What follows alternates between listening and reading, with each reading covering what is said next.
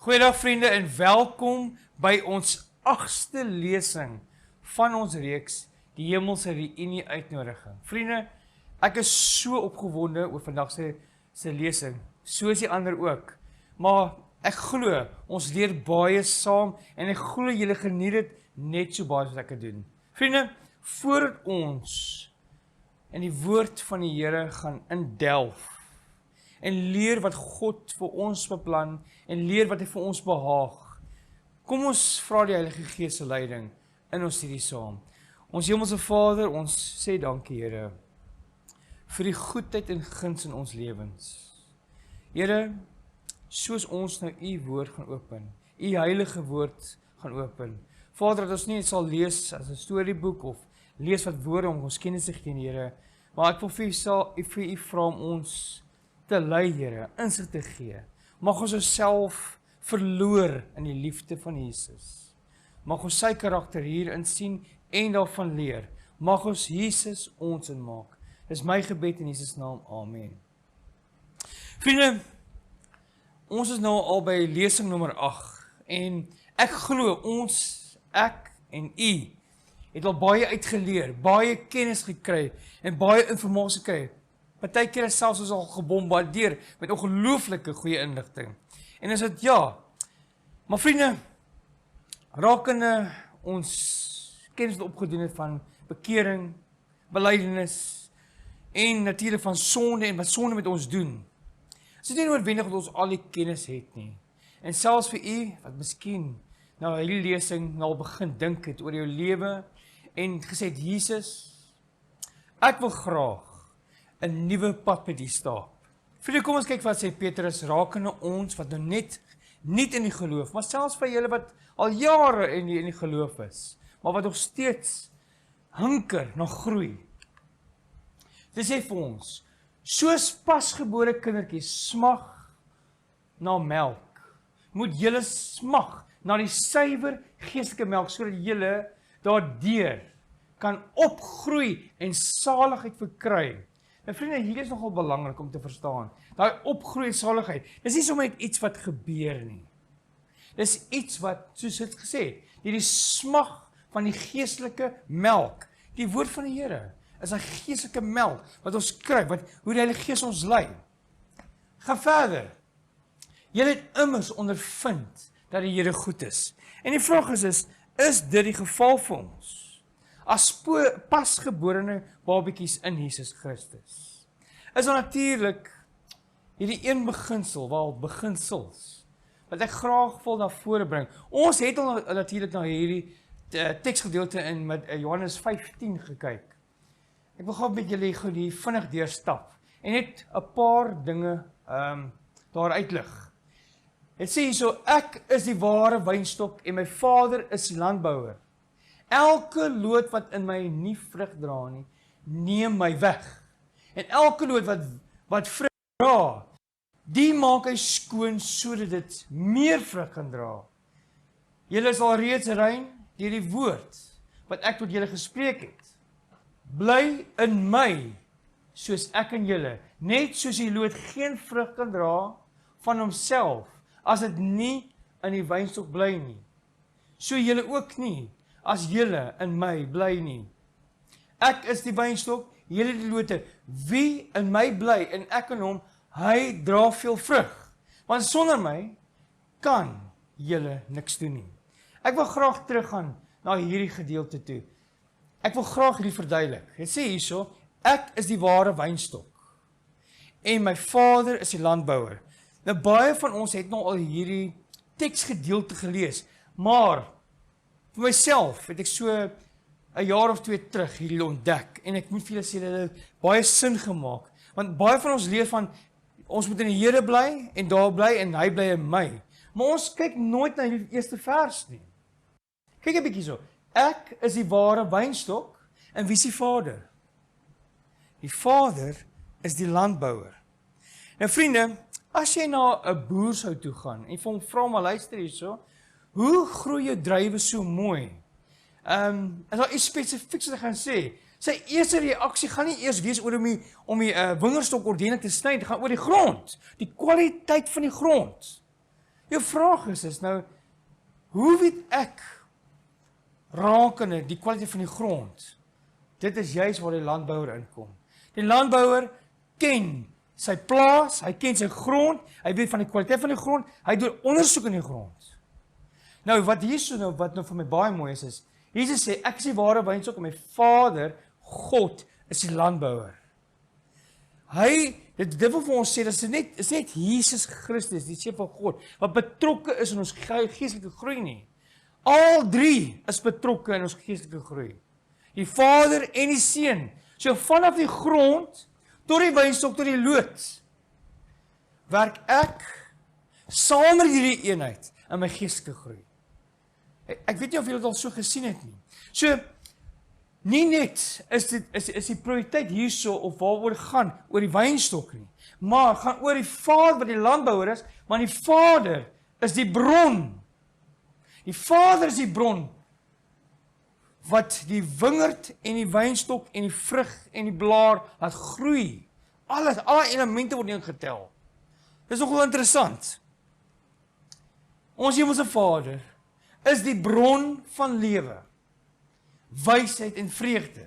So wanneer ons kyk na onsself, as jy nou mooi kyk na hierdie storie van die loot wat uitspruit uit die wynstok uit.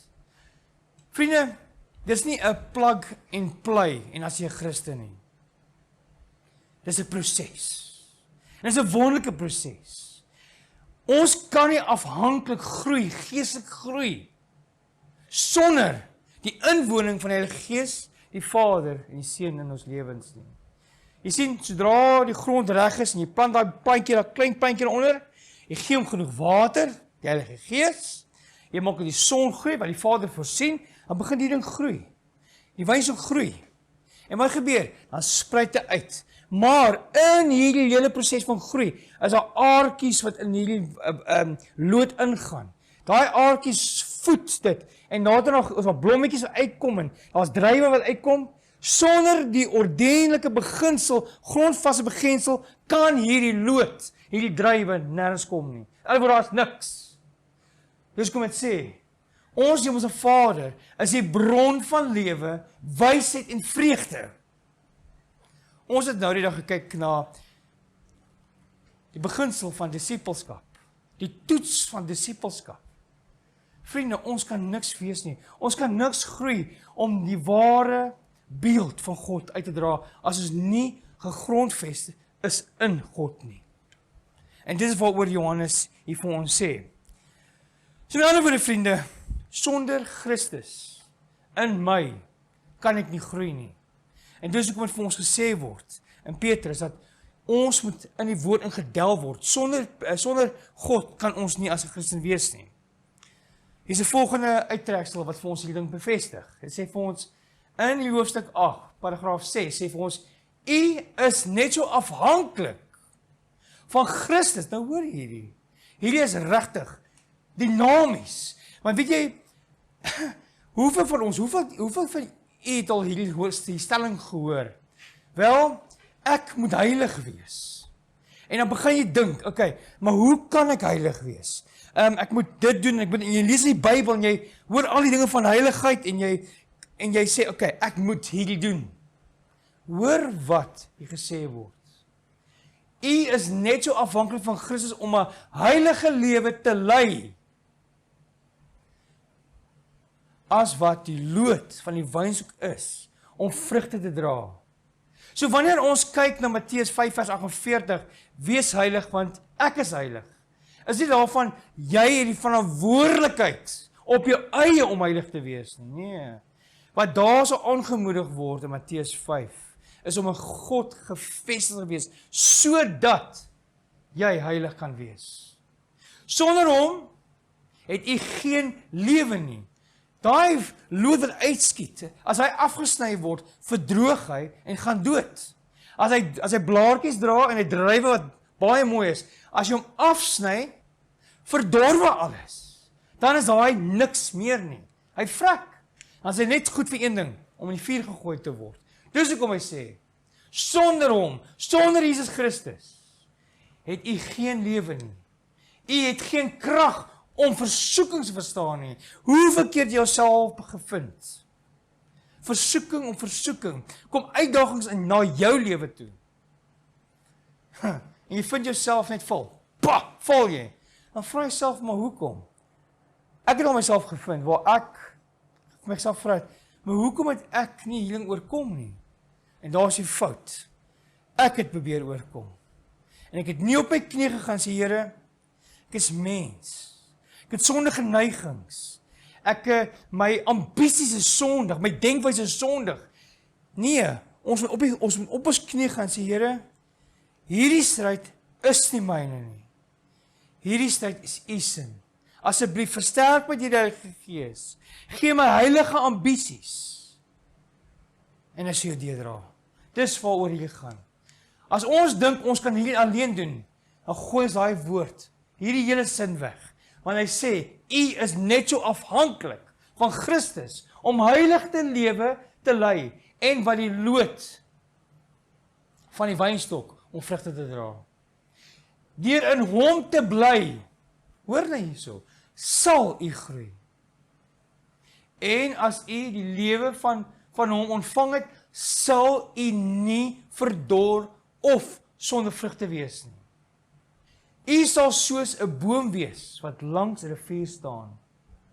Ons kan nie onafhanklik van Jesus groei in ons lewe nie. Ons kan vergeet daarvan. Elke poging wat ons aanwend om 'n lewe van reinheid en heiligheid te lewe sonder Jesus sal vir ons van teleurstelling tot teleurstelling bring. En glo my, ek kan getuig daarvan. Hoeveel keer probeer ek om dinge wat ek eintlik haat om te doen, vind ek myself om dit weer te doen. Ek probeer die hele tyd 'n ding toe 'n brug, maar ek vergeet die sleutel. Jesus, gee my die krag.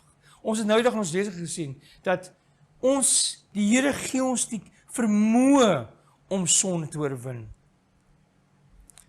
Dit sal ons moedeloos maak, want alles sal te vergeefs wees sonder enige resultate. Want sonder Jesus is ons pogings ondoeltreffend. Kom ons kyk gaan na die volgende uittreksel. Dit sê vir ons hoe ons toeneem in genade, vreugde en bruikbaarheid. Is nog 'n belangrike ene. Hoe ons toeneem in genade, vreugde en bruikbaarheid. Toets van disipelskap, om 'n disipel vir die Here te wees. Hoe ons toeneem in die ding, hang alles af van ons eenheid met Jesus Christus. Ja, vriende, hierdie gaan seker nog baie herhaal word in ons lesings. Maar hierdie moet beklemtoon word. Ons as Christene moet besef, ons kerke, ons gemeenskap waar ons werk, ons evangelisasieprojekte wat ons aanpak, ons sukses van elke projek wat ons aanpak, hang af van die werking van die Heilige Gees daarin. Elke poging, elke evangelisasieprojek, hang af van ons eenheid in Christus Jesus. Dit is as gevolg van gemeenskap met hom, daagliks, uur na uur, deur in hom te bly, dat ons in genade sal toeneem. Hy is nie net die leidsman nie, maar ook die volëinder van ons geloof. Onthou as jy kyk na God, van die begin af, en dit is vir my so dinamies om hierdie voorbeeld gebruik, Genesis 1 vers 1, gesê aan die begin het God die hemel en aarde geskape. Okay? Vers 2 sê, en die Heilige Gees het oor die waters gesweef. Ek parafraseer, né? Ek weet. Die idee daar is, as jy kyk na die God daar, so die woord God daar, so is dit Elohim. So, wat beteken dit? Dis nie net die Vader wat geskep het nie. Dis die drie eenheid wat geskep het. Elohim beteken daar so divine ones, is 'n menigvuldigende woord. So, wanneer kom by 'n skepping, was al drie betrokke. As ons kyk na die Jesus se doop, wie was op betrokke? God die Vader, God die Seun en die Heilige Gees. So hulle het die hele tyd saam gewerk om die evangelie te verkondig, om harte aan te raak. Al drie het saamgewerk in Jesus se bediening. Nou wat probeer ek sê? Die evangelie van Jesus Christus is nie gebaseer op een persoon se werk alleen nie. God het geskryf en alles gedoen saam die heeltyd. Reg deur die Bybel sien jy God die Vader, God die Seun en God die Heilige Gees saam beweeg, reg deur. Selfs nou nog. Dis hoekom dit so belangrik is. Dis hoekom Jesus is die volëinde van ons geloof. Hy wil saam met ons werk, deur die proses, of jy nou sondaar of nie sondaar is nie. Hy wil saam met jou die hele tyd werk. Maar omrede ons sondaars is ons swak in ons natuur, en daarvoor werk hy saam met ons, en hy hou ons voor, want hy wil deur ons werk. Hy wil deur ons werk, vriende. En dit is vir my 'n reuse voorreg om te dink, dat Jesus Christus, die Vader en Gees, my ag as sy kinders, om op hierdie aarde saam met te werk. Onthou, hulle het soos gesien het in Lukas, dat God het Jesus Christus gesalf. Hy het hom met krag toeberus om sy werk te doen. En in Christus is dieselfde vir ons. Ons kan ook in krag werk. Ons kan ook gesalf word om die werk voor te sit. Ek kan nou vir julle sê, vriende, hierdie reeks is nie gedoen as gevolg van my of elke persoon betrokke in die projek is nie. Hierdie is gedoen deur die salwing van die Heilige Gees. Dis hoekom dit moeilik vir ons is. Ek hou nogal van die volgende vers wat gesê word. In Hebreërs 12 vers 2. Die oog gefestig op Jesus, die begin en die volëinder van die geloof. Dit wat hy in ons begin het, hoef ons nie alleen klaar te maak nie. Ek gaan weer sê, dit wat in ons nou tans besig is om te werk, as Christen om te groei. Onthou, die titel van ons reeks nou is Geestelike ontwikkeling en lewenswerk. Geestelike ontwikkeling gaan gepaard met hierdie. Die Here ontwikkel, ek sê nie vir jou Philip, daar gaan op jou eie nie. Hier is jou Bybel, gaan bid en maak nou maar op jou eie klaar met jou geestelike geloof. Dis nie waaroor gaan nie. Die Here wil die pad saam met jou loop. Die pad wil hy saam met jou loop, nie alleen loop nie. Jy hoef nie dinge alleen te doen. Kom ons kyk na die woorde van Dawid, wat baie insiggewend is. Ek stel die Here altyd deur voor my, omdat hy aan my die regterhand is. Sal ek nie wat nie. Wat sal ek nie? Ek sal nie wankel nie. Ons vra onsself baie keer die vraag, maar hoekom loop dinge in ons lewe so skeef? Hoekom lyk dit of dinge nie regvol loop nie? Wel, ek sê nie die antwoord vir jou gaan gee is nou die antwoord nie. Maar baie kere is ons so onafhanklik van God. God, hy forceer ons nooit om onder sy banier te loop nie. Maar baie kere werk ons so onafhanklik van God, dat ons val en ons struikel, ons kan nie opstaan nie. Dawid sê hierso, ek stel die Here aldeur voor my. Ander woorde, voor my. Nie agter my nie, nie langs my nie. Ons erken God vir wie hy is. Ons maak seker dat ons deur God gelei word. En wat sê hy? Omdat hy aan my regterhand is. Met ander woorde, wat is probeer hier so sê is die manier hoe ons lewe, hoe ons praat, hoe ons dink, dit beeld uit. Onthou ons gesê so 'n paar lesing of twee terug. Ons gepraat oor daai begin van deur julle vrugte sal julle herken word. Nou onthou julle ook wat ons gesê het, deur die aanskouing van die woord van God, die aanskouing van Jesus daarin, so sal ons verander word. Nou dis wat Paulus hier beweeg vir ons sê, soos ons wandel in hom. Met ander woorde, wanneer ons in 'n verhouding met Jesus is, gaan ons nie met die dinge van die wêreld lief hê nie. Wanneer ons deel van Jesus is, gaan ons met die wêreld praat nie. Soos ons Jesus is, gaan ons ambisies heeltemal verander. Ons gaan Jesus in ons lewe uitlewe. Daar waar 'n tannie sukkel om oor 'n straat loop, wat gaan ons maak? Ag nee, sy kan maar oor die pad self. Nee. Ons gaan inteendeel in ons voertuig stop, oor hardloop en probeer om die tannie oor te help. Ons sien ons buurman langs aan, is 'n ou oompie.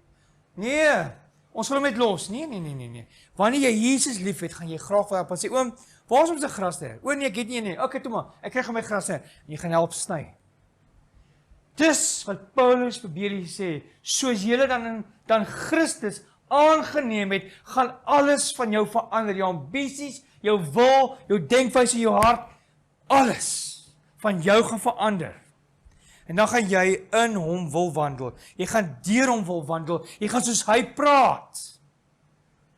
Jou ambisies, doelstellings, alles gaan in daai wees. En die regverdige sal uit geloof lewe. En hoe sal die geloof lewe? Wel, in oorgawe, in geloof, sal ons aan die wil van Jesus lewe. Ons sal hom vertrou. In oorgawe, die lewe en die wil aan Jesus toevertrou. In geloof. Wat is die volgende punt? Ons sal in geloof, omrede ons in geloof in die Here Jesus Christus lewe, al is dit nie fisies nie, ons doen dit in geloof. En daarvoor is ons spontaan in ons diensbaarheid, teenoor ons medemens, teenoor enige iemand, wat ons hulp nodig het. Gehoorsaamheid aan die wil van God, sal ons in geloof lewe. 'n Toegewyde lewe te lei in Jesus. Ons het nou oor hierdie dinge gepraat. Ons basies doen net 'n bietjie refleksie wat ons van tevore geleer het. U daaglikse gebedslewe moet soos die volgende wees. Neem my, o Here, as heeltemal u eie. Dis geloof. Onthou, ons gee fisies ons lewe aan die Here nie. Ons doen hierdie in geloof en aanvaar geloof in die Here ons hoor. Dit sê so, neem my, o Here, as heeltemal u eie en ek lê al my planne aan die voete. Gebruik my vandag om u diens. Bly by my en laat al my werke in u wees. Glo ons dit? Ek hoop dit is ons gebed in geloof. Dus kom Hebreërs 10 vers 38 sê, die regverdige sal uit die geloof uit lewe. Hierdie lewe ons in geloof, dat die Here deur ons werk tot ander. Amen. So, kan jy vandag na dag u lewe in die hande van God stel. Op hierdie manier sal u lewe steeds meer en meer, soos ons hierdie praktiseer, soos ons hierdie uitleef, sal ons in die ewebeeld van Christus gevorm word. Want u hoop is nie in uself nie. Dit is in Christus. U swakheid, en luister mooi wat hierdie ding, want ons sukkel as Christene met hierdie. Ons sukkel om te groei. Ons sukkel om die konsep van hierdie te begryp. Onthou, ons praat hier van geloof, vriende. Ons geloof om in Christus te groei. Hoe meer ons bid, en bedoelende, soos ons nou gebid het, hierdie vers wat ons gebid het, neem my, o Here, neem my, jy gee jouself van die Here in geloof, dan sê jy, as heeltemal u eie, ek lê al my planne aan die voete neer, gebruik my, hierdie bid is geloof, en ons vertrou die Here gaan dit doen. U hoop is nie in jouself nie, dit is in Christus, glo ons dit? Ja, ons glo dit, so, u swakheid is verbind met sy krag, u onkunde met sy wysheid, en u nietigheid met sy ewigdurende mag, dis joune. Christus wil jy moet hierdie aanvaar, hy wil jy moet dit neem, en joune maak, om hierdie jy in hom is. 'n ander belangrike beginsel in ons geestelike ontwikkeling, word die volgende woorde gesit van Paulus. Ek het hierdie nou al baie na vore gebring. Die Here aanskou word ons vandag van gedaante na dieselfde beeld, van heerlikheid tot heerlikheid, as deur die Here wat die Gees is. Vraag, hoe doen ons die aanskouing? Nou vriende, ek het dit nou nie op die skyfie nie, maar kom ons gaan na Johannes 5 vers 39 toe.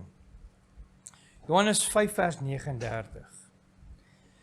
Ek is baie lief vir hierdie vers, want dit is 'n praktiese vers wat gebruik word hierso. Hier praat Jesus met die skrifgeleerdes, en natuurlik is hy besig in die Sanhedrin. Ons weet natuurlik van die man van Bethesda, en die heling word die uitgevra van, hoe kan die Here op die Sabbat werk doen? En hulle ondervra hom links en regs. Kom ons lees hierso, Johannes 5, vers 39. Julle ondersoek die skrifte, omdat julle meen, dat julle daarin die ewige lewe het. So, Johannes sê hierso, ons dink deur net die woord van God so deur, en die intellektuele kennis, gaan dit vir ons die ewige lewe gee. Jesus antwoord sê vir hulle, wel Pel, ek dink jy sit die bootjie bietjie mis. Hy sê, en dit is die wat van my getuig. So wat Johannes probeer hier sê is, hierdie is nie net 'n boek, vol kennis en vol dokumente en stories nie. Hierdie is nie net 'n boek, wat vir ons intellektuele kennis gee oor hoe om by die hemel te kom nie. Nee, hierdie is 'n lewende woord van God, wat 'n lewende getuie lewe van Jesus Christus. Dis wat dit sê. Kom ons gaan na Openbaring 1 vers 1 toe. Openbaring 1 vers 1.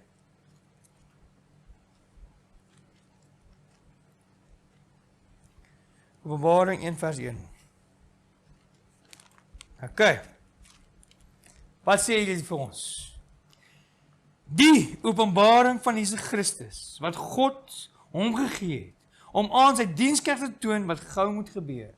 So, nie net getuig dit vir ons, van ons verlosser, deur al sy werke nie, maar dit openbaar Jesus Christus.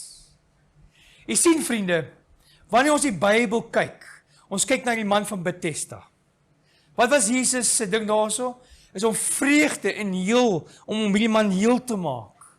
As ons kyk na Johannes 3, daar het Jesus belang gestel in 'n man wat 'n leier is, wat gedink het sy kennis is belangrik, maar Jesus is sy hart gesoek. Hoe het hy werk met hom? Hy het direk met hom gewerk, maar sagkens gewerk. As ons kyk met die vrou, van die Samaritaanse vrou, Jesus daar gekom, sy het geweet van die profesie, maar sy kon nie definitief sê wie die man is nie. En Jesus het vir haar gesê, hier is ek, die lewende water. Hy het sagkens met haar gewerk, maar hy het haar hart gesoek.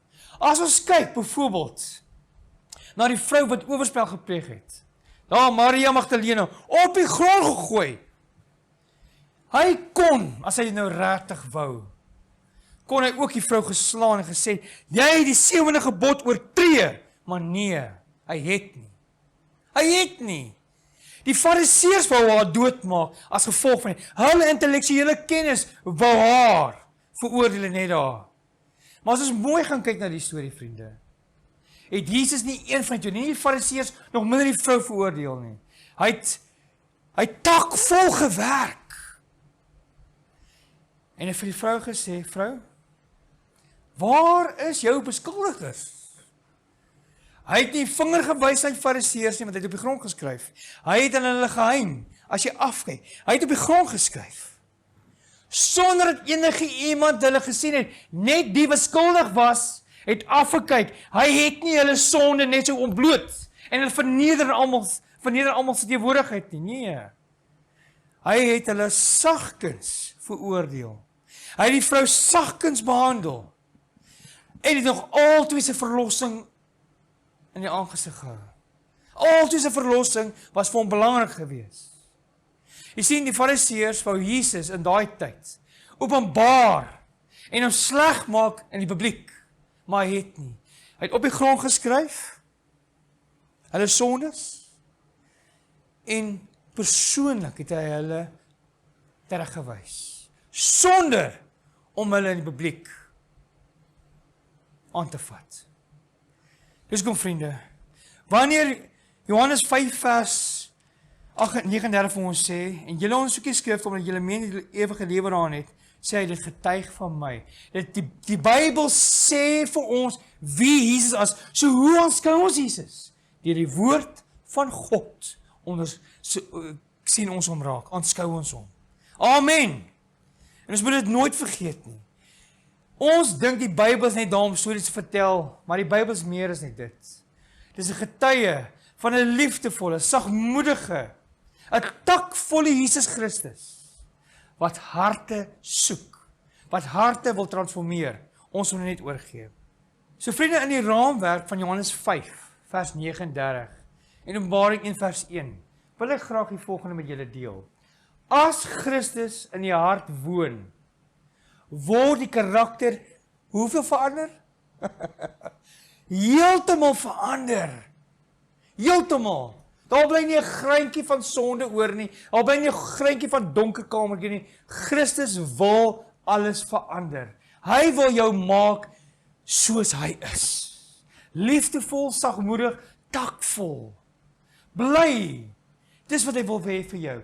Die gees van Christus en sy liefde versag die hart. Bring die siel tot bedaring en rig die gedagtes en verlangenis op God in die hemele. Amen. Maar vriende, wanneer ons kyk na ons eie werk, ons bediening, waar ons bedien, waar ons mense aan die woord van God stel, daar waar ons met 'n ou tannie werk, of met 'n jong seun werk, of 'n jong dame werk, waar ons die Bybel oopmaak om die evangelie van uit te dra, moet ons altyd die volgende in gedagte ook hou. God is die bron van lewe. God is altyd die bron van alles. Wanneer ons 'n Bybelstudie doen, wanneer ons met mense werk, soos wat Christus gedoen het. Christus het gesê, niks van hierdie dinge doen ek uit my eie uit nie, maar van hom wat my gestuur het. En ons moet altyd die konteks onthou, waarop ons met siele werk, werk ons as gevolg van God wat die bron van lewe is. Hy wat die lig is, en die vreugde van die heelal. Hy is die bron van hierdie. Hy het mense geïnspireer om die woord van God te skryf, om vir ons 'n liefdesverhaal van verlossing na vore te bring. En waar die lewe van God is, in die hart van die mens, sal dit ook in die liefde en seën na ander oordra. Amen. Ek raak sommer opgewonde. Dis goeie dinge. Met ander woorde, vriende, en ek wil hê ons moet mooi luister na hierdie stelling. As ek nie Jesus het in my lewe nie, en ek wil hierdie woord aan mense oordra, want so lief het God die wêreld gehad. As ek nie Jesus het nie, en ek draai die woorde uit, gaan daai woorde verlore. Want ek kan nie iets vir mense gee, as ek dit nie self ondervind of self het nie. Ek kan nie. Ek kan nie iets vir mense gee, as ek nie self in geloof het nie, as ek nie self oortuig is nie, en dit is die uitdaging wat Jesus gehad met Nikodemus. Nikodemus was intellektueel, hy was 'n leier van die kerk gewees, maar die Here het vir hom gesê, ten spyte van dit, Nikodemus, ek wil jou hart hê, word wedergeboorte, kom uit daai graf uit, dat ek saam met jou opstaan, dat ek kan vol met die Gees, sodat jy groter werk kan doen wat jy nou doen. As ek aan 'n voertuig werk, en ek het die tools om my werk te doen nie, hoe gaan jy 'n kar regmaak? As jy op 'n rekenaar werk, en jy die nodige kennis nie, hoe wil jy daai rekenaar regmaak? Hoe wil jy en ek met mense werk, om hulle harte vir Jesus te werk, as ons self nie kennis, of selfs nie die werk, of die invloed van die Heilige Gees het nie? Ons kan nie.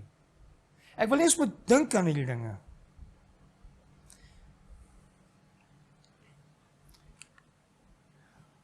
Die Heiland het hom daarin verheug om gevalle mense op te hef en te verlos.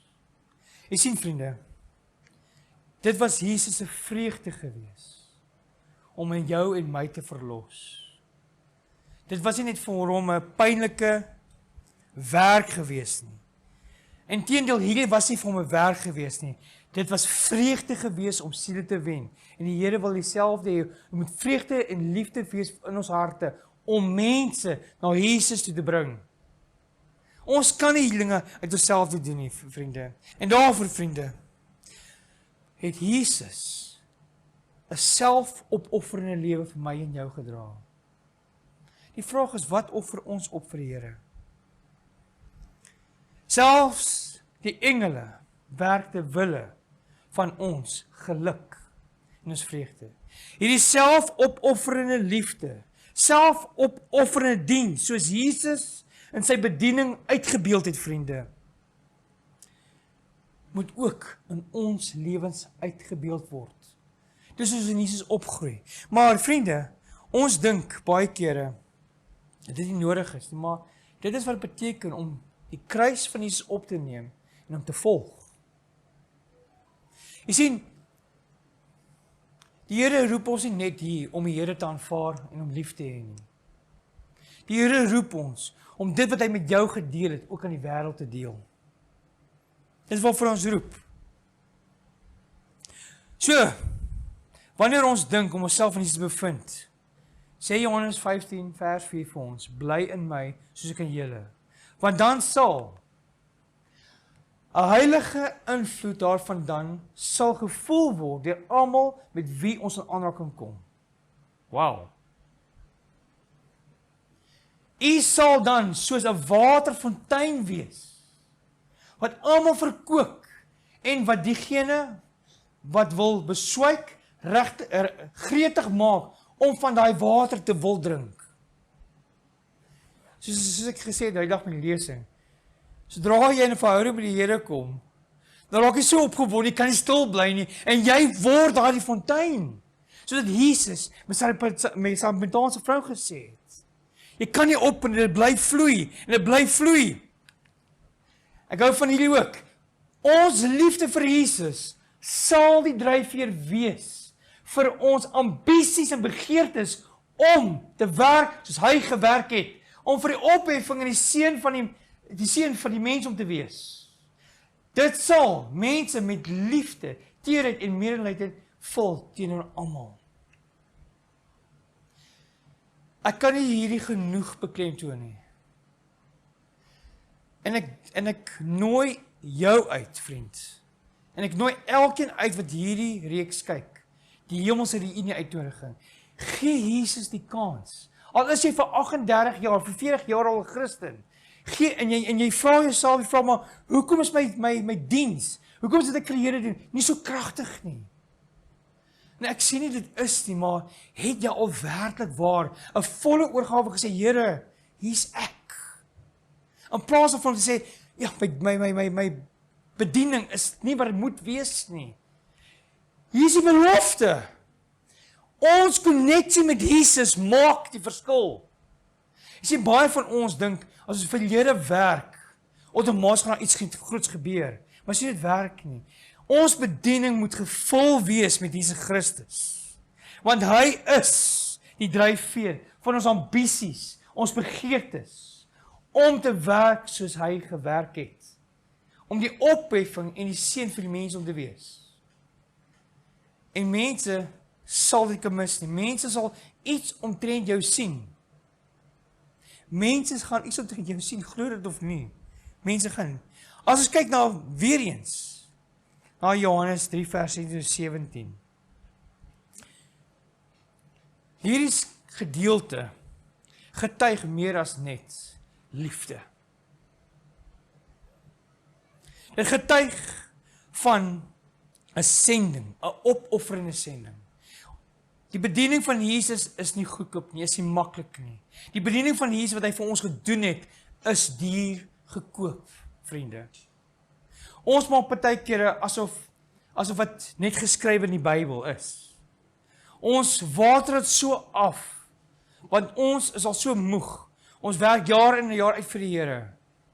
Het jy jouself al regtig gevra, het ek 'n konneksie met Jesus verloor? Omrede my ambisies het so wegverdraai van die Here af. My geestelike groei het so afgewater geraak. Ek het daai konneksie heeltemal vergeet. Of 'n konneksie heeltemal verloor. Onthou net, Johannes 15 sê vir ons, sonder my kan jy niks doen nie, vriend. Wil jy graag weer 'n konneksie maak? Wil jy weer verlief raak op die Here? En al wat moet gebeur is, my ambisie wie ek is, moet verlore raak in die Here Jesus Christus. My uitkyk op die lewe moet verlore raak in wie Jesus is. van die stal tot by Golgotha, het hy die weg van selfverloning behaal. En vriende, dis die moeilikste vir ons baie kere. En dis die grootste tyd waarom ons stry. Selfs in die bediening waar ons betrokke is. Ons raak so hoogmoedig. Ons raak so selfambisieus. Want ons sien die ding wat gebeur terwyl ons werk is. Joh, kyk hierdie dopeling wat ons verwerf het.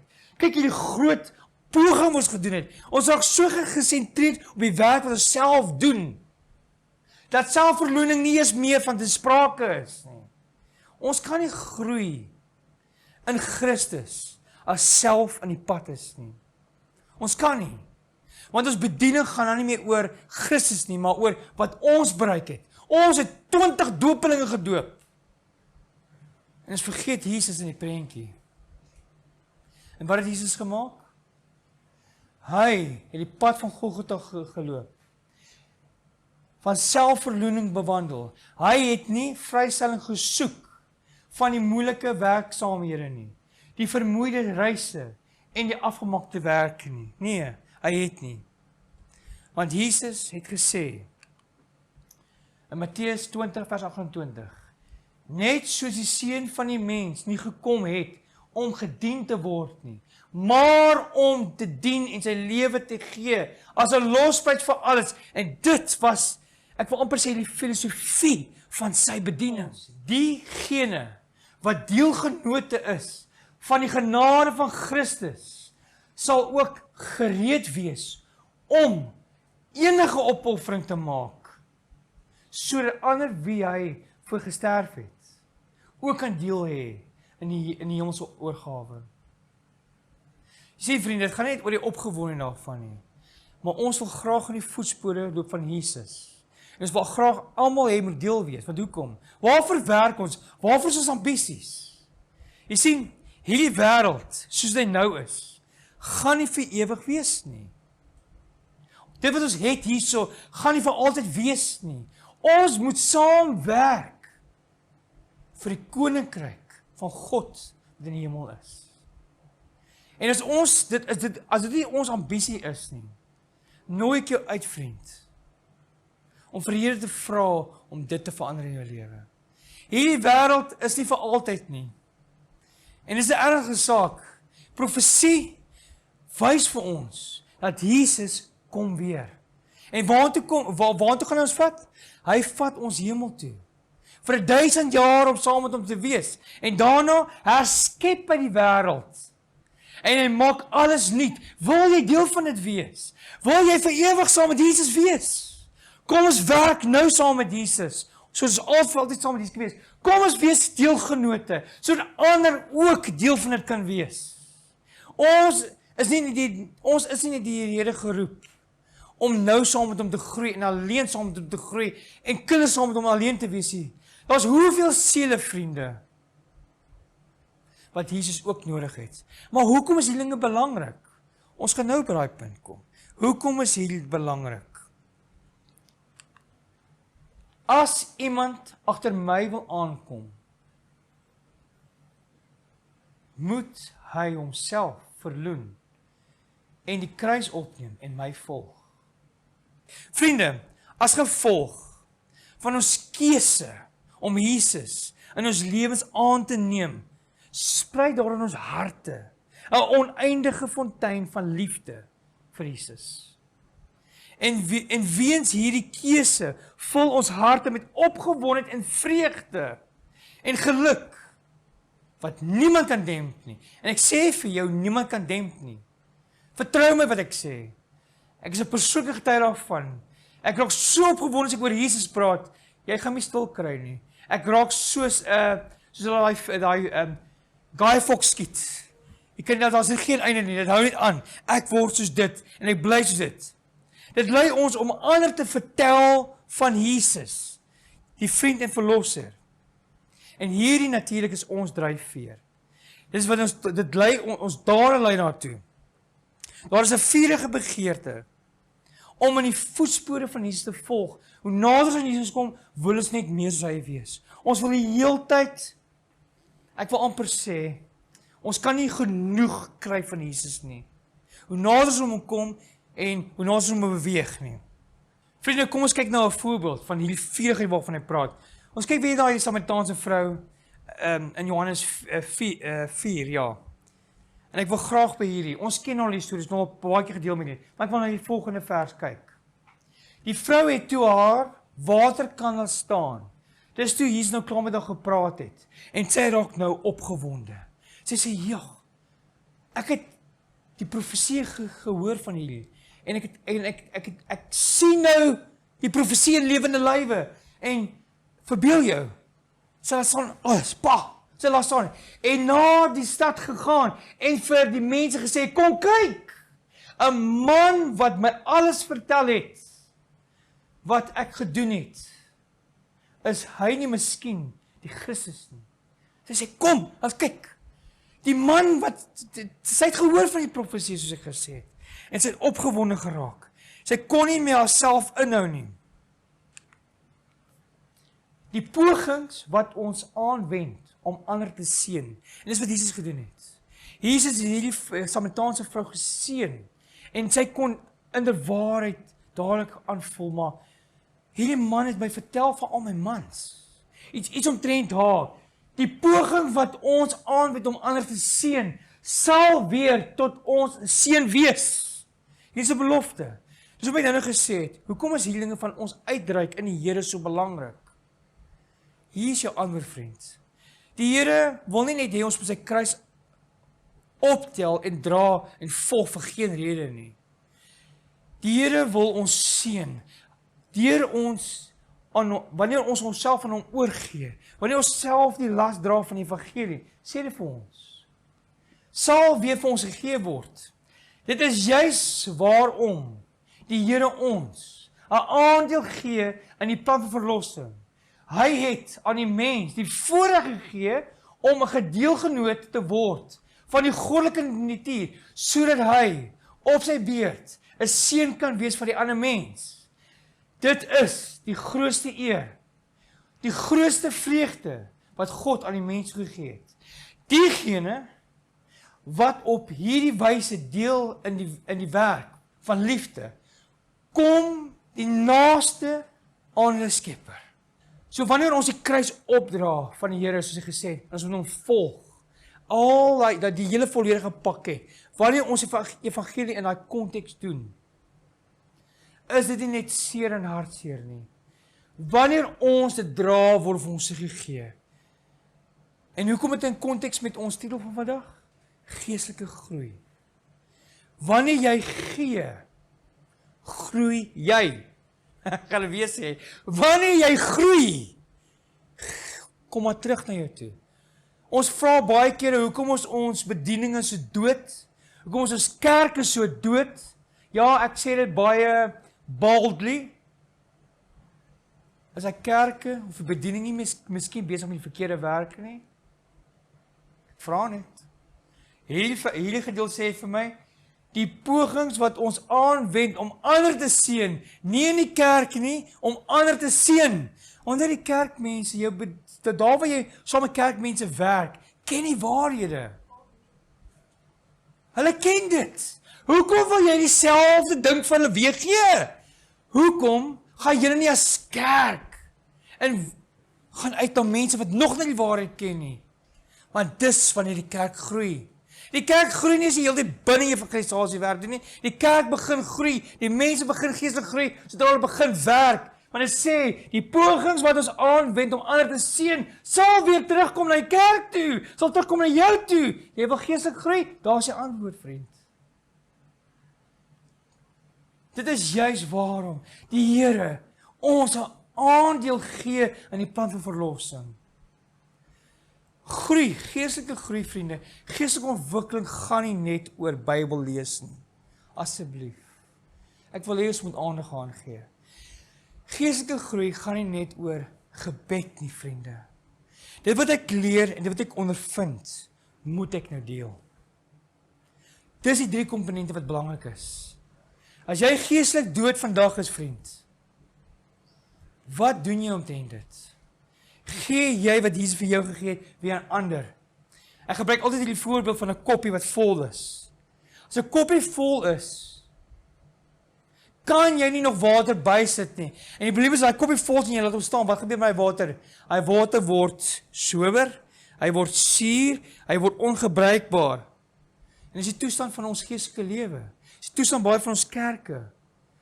Gooi hy koppie uit vir ander om te drink. Wat gebeur? Nou is die plek vir nuwe water, gooi nuwe water. Nou is ek weer vars, nou is weer geestelike groei. Want jy deel dit wat die Here vir jou gee. En raai wat? Hoe meer jy dit doen, hoe meer nuwe water kom in hy koppie in. Dis die beginsel van geestelike groei, vriende. Jou Bybel bid en gee. Jou Bybel bid en gee. En hoe meer jy dit doen, hoe meer jy jouself verlustig in die Here deur ander daarin te bring, hoe meer word jy. Ek sê vir jou vriend, hierdie is iets wat ek al my lewe ervaar het. Hoe meer ek Jesus met ander deel, hoe meer opgewonde raak het. En ek wil spring en ek juig en ek wil sê halleluja. En dis kom ek hier vir julle, dis kom ons hierdie reeks doen. Want my liefde vir Jesus dryf my om hierdie goeie dinge met julle te deel. En ek hoop julle deel hierdie ook met ander vriende. Diegene wat op hierdie wyse deel in die werk van liefde, kom die naaste aan hulle Skepper. Vriende, deur onbaatzuchtige diens aan ander lewe, is 'n praktiese beginsel wat ons leer. Vanaf die leerling van Jesus Christus in al 4 evangelies.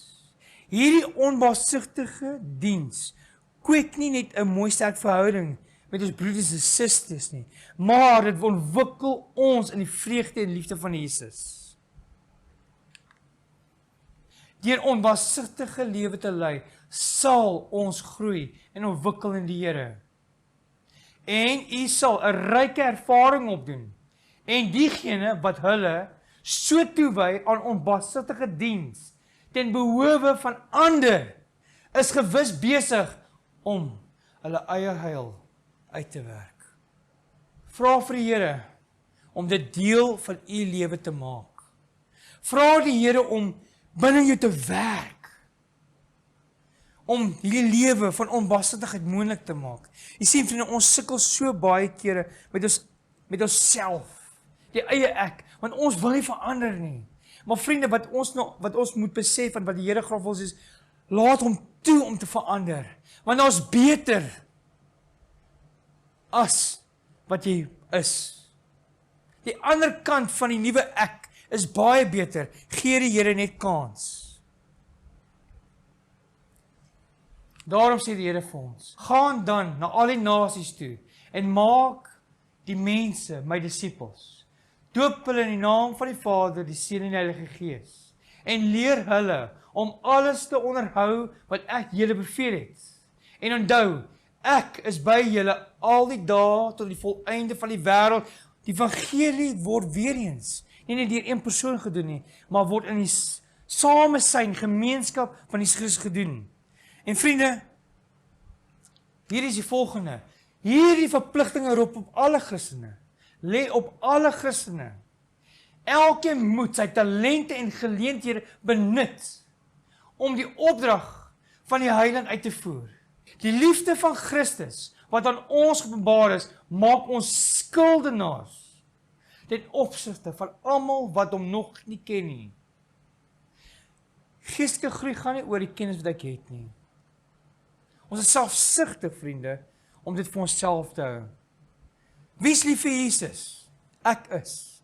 En hoe het ek daar uitgekom? Wel, deur die Bybel. So wat gaan jy nou doen? Ek wil geestelik groei. Nou hoe doen jy dit? Gaan uit en maak disippels van alle nasies. Gesien, deur dit te doen, groei ons. En wat gebeur dan? Jesus is saam met ons. Ek wil graag afeindig met die volgende. Christ's method alone will give us true success in reaching people. Christus' metode, dis wat hy gedoen het, vriende. Dit is hoe ons Matteus 28 doen. Dit is ons geestelike groei. Dit sê vir ons hierso, Christ's method alone will give us true success. Ware sukses. The Savior mingled with people. Is dit moeilik om dit te doen? Glad nie. Daar's geen komplikasies nie. mense in die winkel, meng met mense, waar ook hulle is, meng met mense, maak hulle jou vriend, sodat Jesus jou vriend is. Dan sê hy, the Savior mingled with people as one who desired their goods. He showed them sympathy for them, ministered to their needs. Is hierdie moeilik? As jy weet jou buurman het 'n broodjie nodig vir môre, gee dit vir hom. Hoekom? Want jy prikkel sy vriendskap. Dit is presies wat Jesus gesê. Jesus oral waar hy gegaan het, die siekes gesond gemaak, hulle genees. Hy het hulle behoeftes vervul want hulle was siek en toe weet hulle hier's 'n ware vriend wat omgee oor my. He showed his sympathy for them, ministered their needs and won their confidence. Vriende, niks van hierdie is moeilik nie. Dis so eenvoudig soos dit. Christ's method. Then he invited them to follow him and hy dan het vertroue gewen, hy het 'n confidence gewen. Vriende, geestelike groei, die ontwikkeling daarvan in ons lewenswerk is al klaar vir ons moontlik gemaak deur Jesus Christus. Dit gaan oor die gemeenskap van die Godheid in ons lewens. Dit gaan oor om geestelik te groei, gaan oor wat? Die Bybel te lees, bid. Dit wat jy gelees het, dit waaroor jy gebid het. Die kennis wat jy opgedoen het, en dan vat jy hierdie pakket na ander toe uit. En in daai 3 komponente bring jy net mense nader aan Jesus nie, maar jy groei geestelik. Amen. Kom ons bid saam. Ons Hemelse Vader, ons dankie Here vir die seën. Ons dankie vir die leiding in ons lewe, Here. Here, mag ons onsself in onbaatsigtige diens lewer, Here. U was 'n dienaar van alle dienaars, Here. U het vir ons die pad vorentoe gewys, hoe ons ander moet dien. En daarvoor seën U ons met nog geestelike groei, Here. U maak ons groot in U, Here. Mag ons altyd daaraan dink, Here, dat die evangelie is nie net geskryf vir Philip Perch nie, maar U het gedoen vir my om ander dieselfde te gee. Here, U wil hê ons moet geestelik groei. En so het U die evangelie geskryf en uitgewerk, sodat die ander uit kan baat, sowel as ons. Hoe meer ons U deel, hoe groter word ons in U. En sê dankie, Here. Here, ek wil vir U vra om ons in hierdie tyd, wat ons nou tyd spandeer met hierdie informasie, met hierdie content waarmee ons werk, Here, dat U ons van dag na dag sal lei in Jesus Christus. Vader, om geestelik te groei het ons geleer. Dit gaan oor U en dit gaan oor ander. Dit gaan oor ons wat in Jesus groei. Dit gaan oor U wat ons U vernaam vir, wat U sê, niks van hierdie doen ek met my eie nie, maar die een wat my gestuur het. Mag dit ons lewensfilosofie wees, Here. En mag ons vashou aan Christus metode van bediening. Dis my gebed in Jesus naam. Amen.